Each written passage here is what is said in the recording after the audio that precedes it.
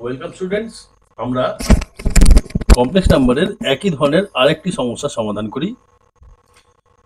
যদি mod of Z minus 4/z equal to 2 হয়, তাহলে মড জেড এর ম্যাক্সিমাম ভ্যালুটা আমাদেরকে বের করতে হবে। এর জন্য চারটে অপশন দেওয়া আছে, দেখি কোন অপশনটা কারেক্ট হয়। তাহলে এটা আমরা এভাবে শুরু করলাম, mod Z equal to Z minus 4/z plus 4/z এর মড লিখলাম, অর্থাৎ z1 প্লাস z2 এই ফরম্যাটে আমরা লিখে নিলাম। আমরা জানি mod z1 plus z2 less than equal two mod z1 plus mod z2। এই ফর্মুলা ব্যবহার করে আমরা লিখতে পারলাম যে mod Z less than equal to Z minus 4/z, এর ভ্যালু যেহেতু 2 দেওয়া আছে তার জন্য mod Z less than equal two হয়ে গেল 2 plus 4/mod z।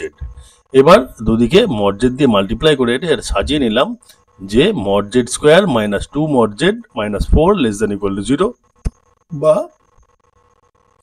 mod z plus root 5 minus 1 into mod z minus 1 minus root 5 less than equal to 0।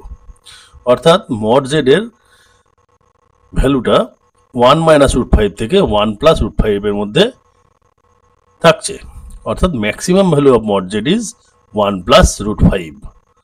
তাহলে আমরা mod z এর ম্যাক্সিমাম ভ্যালু পেয়ে গেলাম অপশন বি, রুট 5 প্লাস 1, যেটা হলো সঠিক। আশা করি তোমরা বুঝতে পেরেছো। ধন্যবাদ।